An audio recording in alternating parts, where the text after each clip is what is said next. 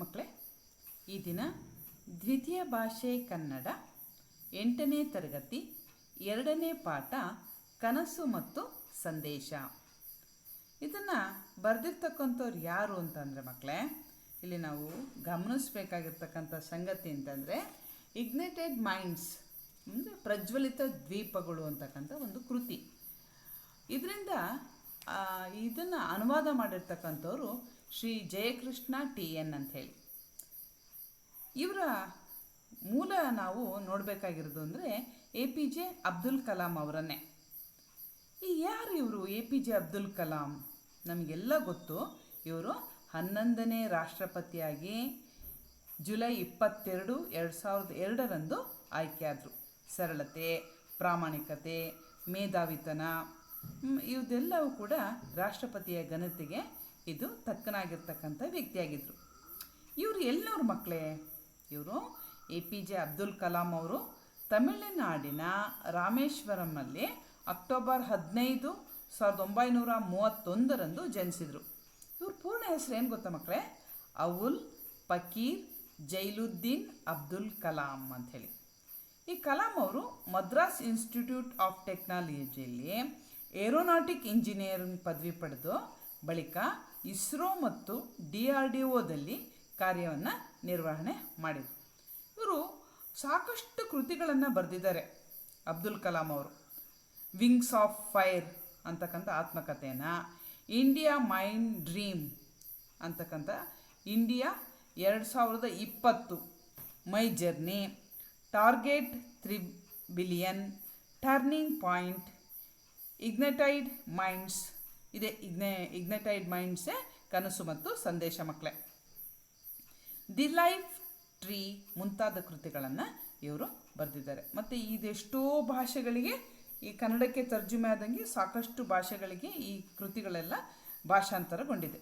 ಇವರಿಗೆ ಭಾರತದ ಅತ್ಯುನ್ನತ ಪ್ರಶಸ್ತಿಗಳಾಗಿರ್ತಕ್ಕಂತಹ ಪದ್ಮಭೂಷಣ, ಪದ್ಮವಿಭೂಷಣ ಹಾಗೂ ಭಾರತ ರತ್ನ ಪ್ರಶಸ್ತಿಯನ್ನು ಕೊಟ್ಟು ಗೌರವ ನೀಡಲಾಗಿದೆ. ಸುಮಾರು ಮಕ್ಕಳೇ 30ಕ್ಕೂ ಹೆಚ್ಚು ವಿಶ್ವವಿದ್ಯಾನಿಲಯಗಳು ಇವರಿಗೆ ಗೌರವ ಡಾಕ್ಟರೇಟ್ ಪದವಿಯನ್ನು ನೀಡಿದೆ. ಇವರು ದಿನಾಂಕ 27 ಜುಲೈ 2015 ಉಪನ್ಯಾಸ ಮಾಡ್ತಾ ಇರಬೇಕಾದ್ರೆ ಮಕ್ಕಳೇ ಹೃದಯಘಾತ ಆಗಿ ಅಸುನೀಗಿದ್ರು. ಈಗ ಪ್ರಸ್ತುತ ಪಾಠವನ್ನು ನೋಡೋಣ ಮಕ್ಕಳೇ. ಈ ಪಾಠ ಯಾವುದು ವಿಚಾರವನ್ನು ಕುರಿತಾಗಿದೆ, ಏನನ್ನು ಹೇಳ್ತಾ ಇದ್ದಾರೆ ಅನ್ನೋದನ್ನು ನಾವು ಗಮನಿಸೋಣ. ನೋಡಿ ಮಕ್ಕಳೇ, 2001 ಸೆಪ್ಟೆಂಬರ್ 31 ಜಾರ್ಖಂಡ್ ರಾಜ್ಯ, ಇಲ್ಲಿ ಕಾಣ್ತಾ ಇದೆ ಜಾರ್ಖಂಡ್ ಮಕ್ಕಳೇ, ಜಾರ್ಖಂಡ್ ರಾಜ್ಯದಿಂದ ಬೊಕಾರಕ್ಕೆ ಇವರು ಪ್ರಯಾಣ ಮಾಡ್ತಾಯಿದ್ರು. ಯಾವುದರಲ್ಲಿ? ಹೆಲಿಕಾಪ್ಟ್ರಲ್ಲಿ ಪ್ರಯಾಣ ಮಾಡ್ತಾ ಇರ್ಬೇಕಾದ್ರೆ ಏನೋ ತಾಂತ್ರಿಕ ದೋಷ ಉಂಟಾಗಿ ಭಾರೀ ಸದ್ದಿನೊಂದಿಗೆ ಹೆಲಿಕಾಪ್ಟ್ರು ನೆಲಕ್ಕೆ ಅಪ್ಪಳಿಸ್ಬಿಡ್ತು. ಅದೇನೋ ಅದೃಷ್ಟವಶಾತ್ ಪವಾಡ ರೀತಿಯಲ್ಲಿ ಅವರೆಲ್ಲರೂ ಕೂಡ ಬದುಕುಳಿದ್ರು. ಅದನ್ನು ಅವರು 1 ವರ್ಷ ಆದಮೇಲೆ ಇಲ್ಲೊಂದು ಕೃತಿ ಕೊಟ್ಟಿದ್ದೆನಲ್ಲ, APJ ಅಬ್ದುಲ್ ಕಲಾಂ ಬರೆದಿರೋ ಇಗ್ನೈಟೆಡ್ ಮೈಂಡ್ಸ್, ಆ ಕೃತಿಯಲ್ಲಿ ಬರೆದಿದ್ದಾರೆ.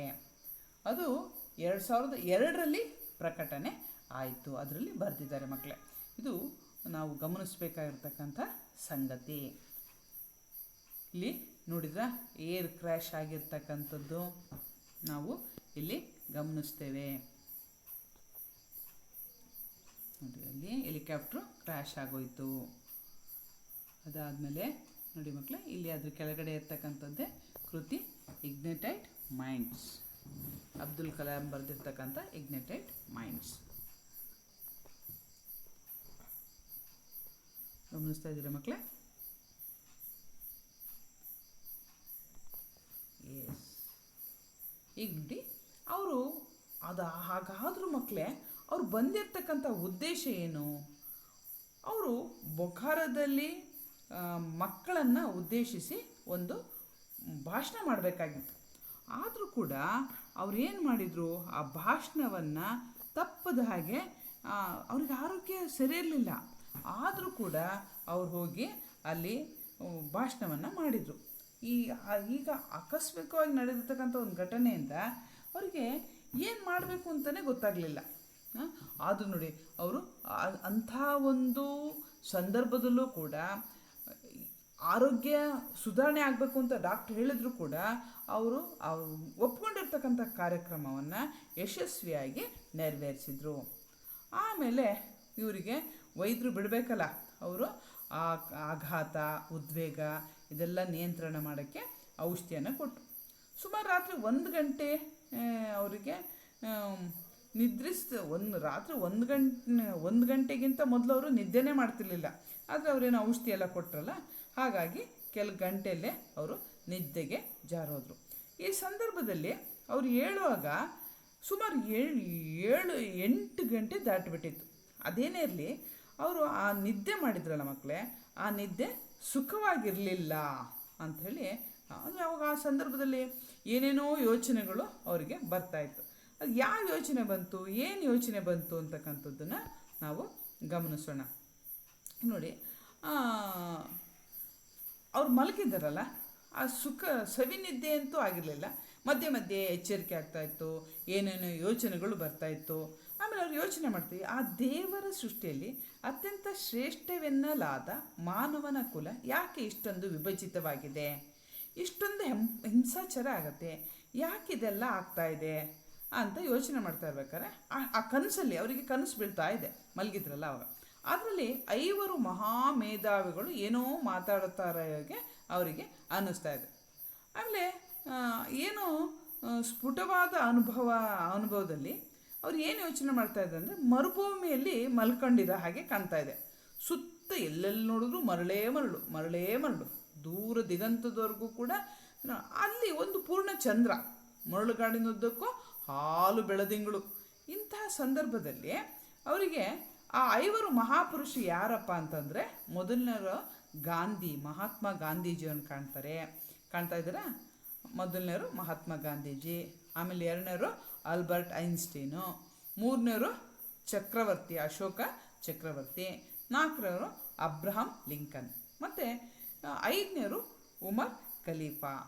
ಮಕ್ಕಳೇ, ಈ ಉಮರ್ ಖಲೀಫಾ ಅಂತಕ್ಕಂಥವ್ರ ಬಗ್ಗೆ ನಮಗೂ ಸ್ವಲ್ಪ ತಿಳಿಬೇಕು ಅಂತಂದರೆ, ಸುಮಾರು 634ರಿಂದ 644 ಅಂದರೆ ಇವತ್ತಿಗೆ 1381 ವರ್ಷಗಳ ಹಿಂದೆ ಇವರಿದ್ದರು. ಒಳ್ಳೆ ಆಡಳಿತಗಾರರಾಗಿದ್ದರು. ಎಲ್ಲದಕ್ಕಿಂತ ಹೆಚ್ಚಾಗಿ ಮೊಹಮ್ಮದ್ ಪೈಗಂಬರ್ರ ಬಹಳ ಅನುಯಾಯಿಗಳಾಗಿದ್ದರು ಮತ್ತು ಅವರಿಗೆ ಬಹಳ ಬೇಕಾದವರಾಗಿದ್ದರು ಅಂತಕ್ಕಂಥದ್ದನ್ನು ನಾವು ತಿಳ್ಕೊಳ್ಳೋಕ್ಕೆ ಸಾಧ್ಯ ಆಗುತ್ತೆ. ಇಲ್ಲಿ ಇವರೆಲ್ಲ ಸುತ್ತ ಇದ್ದಾರೆ. ಗಾಳಿ ಬೀಸ್ತಾ ಇದೆ, ಹಿತವಾದ ಗಾಳಿ ಬೀಸ್ತಾ ಇದೆ. ಎಲ್ಲರೂ ಅವ್ರವ್ರ ಬಟ್ಟೆಗಳನ್ನು ಹಾಕ್ಕೊಂಡು ಓಡಾಡ್ತಾ ಇದ್ದಾರೆ. ಆದರೆ ಇಲ್ಲಿ ಘನ ಗಾಂಭೀರ್ಯದ ಸಾಕಾರ ಮೂರ್ತಿ ಅಂತಂದರೆ ಇವ್ರ ಪ್ರಕಾರ ಅಶೋಕ ಚಕ್ರವರ್ತಿ. ಅಶೋಕನ ಪಕ್ಕದಲ್ಲೇ ಅವರು ನಿಂತ ಹಾಗೆ ಅನ್ನಿಸ್ತಾ ಇದೆ. ಅವ್ರ ಮುಂದೆ ನಾನು ಬಹಳ ಸಣ್ಣವನು ಅನ್ನಿಸ್ತಾ ಇದ್ದೆ ಅವರಿಗೆ. ಯಾಕೆಂದರೆ ಅಶೋಕ 2 ಬಗೆಯ ಬದುಕನ್ನು ಸಾಗಿಸ್ತವನು. ಒಂದು ನಿರ್ದಯ ಆಕ್ರಮಣಕಾರನಾಗಿ, ಹಾಗೂ ಇನ್ನೊಂದು ದಯಾಮಯ ಆಡಳಿತಗಾರನಾಗಿ ಆಡಳಿತ ಮಾಡಿರ್ತಕ್ಕಂಥವನು. ಅವನು ತನ್ನ ದಿಗ್ವಿಜಯ ಮಾಡ್ಕೊಂಡು ಬಂದಂತಹ ಸಂದರ್ಭದಲ್ಲಿ ಅಶೋಕ ನೋಡಿ, ಇವರೆಲ್ಲ ನೋಡಿದಾಗ ಇದರಲ್ಲಿ ನಾವು ಅಶೋಕನ ಒಂದು ದಿಗ್ವಿಜಯ ಯಾತ್ರೆಯನ್ನು ನಾವು ಗಮನಿಸಬೇಕಾಗತ್ತೆ. ಈ ಅಶೋಕ ಅವನು ಹೋರಾಟದಲ್ಲಿ ಕಳಿಂಗ ಯುದ್ಧ ಅಲ್ವಾ ಮಕ್ಕಳೇ, ಆ ಕಳಿಂಗ ಯುದ್ಧದಲ್ಲಿ ಸಾವಿರಾರು ಜನ ಸತ್ತೋಗ್ಬಿಡ್ತಾರೆ. ಸಾವು ನೋವು ಎಲ್ಲ ಕಂಡುಬರುತ್ತೆ. ಆವಾಗ ಅಶೋಕನಿಗೆ ಮನಸ್ಸಿಗೆ ಬಹಳ ಬೇಸರ ಆಗಿಬಿಟ್ಟು ಅವನು ಆ ಮರಳುಗಾಡಿನಲ್ಲೇ ಮಂಡಿಯೂರಿ ತನ್ನ ಕವಚಗಳನ್ನೆಲ್ಲ ಬಿಚ್ಚಿ ಕಿರೀಟವನ್ನು ಕಳಚಿಟ್ಟು ಅವನ ಮುಖ ಒಂಥರ ಏನೋ ನೋವಿನಿಂದ ಕಳೆಗೊಂದಿನಂತೆ ಕಾಣುತ್ತೆ. ಅವನಿಗೆ ಏನು ಮಾಡಬೇಕು ಅಂತ ಗೊತ್ತಾಗಲ್ಲ. ಆಗ ಚಕ್ರವರ್ತಿ ಅಶೋಕ ಹಾಗೆಯೇ ಆಗಸದತ್ತ ನೋಡ್ತಾ ನಿಂತ್ಕೊತಾನೆ. ಮಂದ ಪ್ರಕಾಶ ಬೀರತಕ್ಕಂಥ ಪ್ರಶಾಂತವಾದ ಪೂರ್ಣಚಂದ್ರನನ್ನು ಕಾಣ್ತಾನೆ. ತಾಯಿ ಧರಣಿಯ ಮೇಲೆ ದೇವರ ಕೃಪಾದೃಷ್ಟಿ ಹರಿಯುತ್ತಿರುವುದನ್ನು ಕಂಡ ಕೆಳಗೆ ನೋಡಿದರೆ ತಾನು ಸೃಷ್ಟಿಸಿದ ಬೀಭತ್ಸ ದೃಶ್ಯ, ಅಂದರೆ ಸಾವಿರಾರು ಜನ ಸತ್ತು ಹೋಗಿದ್ದಾರೆ, ಎಲ್ಲೆಲ್ಲೂ ರಕ್ತದ ಕೋಡಿ. ತನ್ನ ಕೃತ್ಯವನ್ನು ನೆನೆದು ಚಕ್ರವರ್ತಿ ಅಶೋಕನಿಗೆ ಅಸಾಧ್ಯವಾದ ಯಾತನೆ ಆಗುತ್ತೆ, ನೋವಾಗುತ್ತೆ. ಆದರೆ ರಮ್ಯ ಮನೋಹರವಾಗಿರ್ತಕ್ಕಂಥ ದೃಶ್ಯ ಮೇಲ್ಗಡೆ ಆದರೆ, ಕೆಳಗಡೆ ಒಂದು ರೀತಿಯಾಗಿರ್ತಕ್ಕಂಥ ಬೀಭತ್ಸ ದೃಶ್ಯ, ಅಂದರೆ ಒಂಥರ ನೋಡೋದಕ್ಕೆ ಹಿಂಸೆ ಆಗುತ್ತೆ. ಅಂತಹ ಕೃತ್ಯದ ಬಗ್ಗೆ ನಿಸರ್ಗದ ಅಸಹನೆಯನ್ನು ಅವನು ಕಾಣ್ತಾನೆ. ಆದರೆ ಅವನು ಅಶೋಕ ಕಡೆಗೆ ಅಹಿಂಸಾ ಪರಮೋ ಧರ್ಮ ಅಂತ ಹೇಳಿ ಅಂತಾರೆ. ಅಹಿಂಸೆಯೇ ಪರಮೋ ಧರ್ಮ. ಒಂದು ಸಿದ್ಧಾಂತದ ಏನಪ್ಪ ಅಂತಂದರೆ ಮಾನವನ ನಡುವಣ ಪ್ರೀತಿಯ ಮಹತ್ವವನ್ನು ಸಾರಕ್ಕೆ ಅವನು ಉದ್ಯುಕ್ತನಾಗ್ತಾನೆ. ನಾನು ಮಾಡ್ತಾ ಇರತಕ್ಕಂಥದ್ದು ತಪ್ಪು, ಹೀಗೆ ನಾನು ಮಾಡಬಾರ್ದಾಗಿತ್ತು ಅಂಥೇಳಿ ಅವನಿಗೆ ಯೋಚನೆ ಆಗುತ್ತೆ. ಆಮೇಲೆ ಅವನು ಯೋಚನೆ ಮಾಡ್ತಾನೆ. ಅವನು ನಿಂತಲ್ಲೇ ಒಂದು ಕ್ಷಣ ಗಂಭೀರವಾಗಿ ಯೋಚನೆ ಮಾಡ್ತಾನೆ. ಈ ಕಳಿಂಗ ಯುದ್ಧವಾದರೂ ಯಾಕಾಯಿತು? ಮಹಾತ್ಮ ಗಾಂಧಿ, ಅಬ್ರಹಾಂ ಲಿಂಕನ್ ಅವರಂಥ ಅನೇಕ ಮಹಾಪುರುಷರ ಹತ್ಯೆ ಆದರೂ ಯಾಕಾಯಿತು? ಆ ದೇವರು ತನ್ನ ಸೃಷ್ಟಿಯಲ್ಲಿ ಏನಾದರೂ ತಪ್ಪೆಸಗಿರುವನೇ? ಅಥವಾ ಎರಡನೇ ಸೃಷ್ಟಿಗಾಗಿ ಈ ಮಾನವ ಕುಲದ ನಾಶ ಅನಿವಾರ್ಯವೇ? ಹೀಗೆಲ್ಲ ಯೋಚನೆ ಯಾರಿಗೆ ಬರ್ತಾ ಇದೆ? ಅಬ್ದುಲ್ ಕಲಾಂ ಅವ್ರಿಗೆ ಬರ್ತಾ ಇದೆ. ಅಂದರೆ ಈ ಅವ್ರಿಗೆ ಮಧ್ಯೆ ಮಹಾತ್ಮ ಗಾಂಧಿ ಮಾತಾಡತೊಡಗ್ತಾರೆ. ಸ್ನೇಹಿತರೆ, ನಮಗೆ ಕೇಳುವುದು ಬರುತ್ತಿರುವ ದಿವ್ಯ ಸಂದೇಶವು ಆ ಸೃಷ್ಟಿಕರ್ತನದು.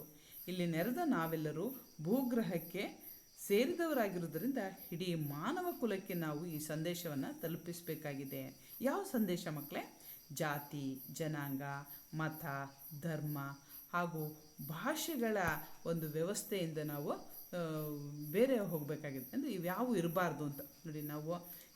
ನಾವೆಲ್ಲ ಒಂದೇ ಅಂತ, ನಮಗೆಲ್ಲರೂ ದೇವರೊಬ್ಬನೇ, ನಾವೆಲ್ಲ ಶಾಂತಿಯಿಂದ ಬದುಕಿ ಬಾಳಬೇಕು.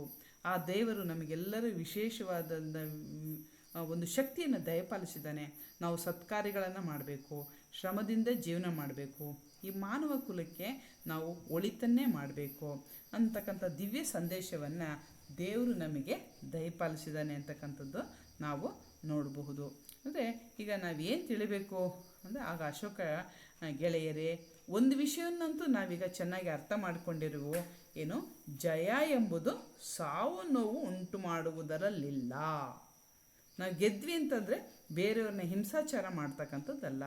ಶಾಂತಿ ನೆಮ್ಮದಿಯ ಸಾಮ್ರಾಜ್ಯವೇ ನಿರ್ಮಾಣವೇ ನಿಜವಾದ ಗೆಲುವು ಅಂತಕ್ಕಂಥದ್ದನ್ನು ಇಲ್ಲಿ ನಾವು ಗಮನಿಸ್ಬೋದು ಮಕ್ಕಳೇ.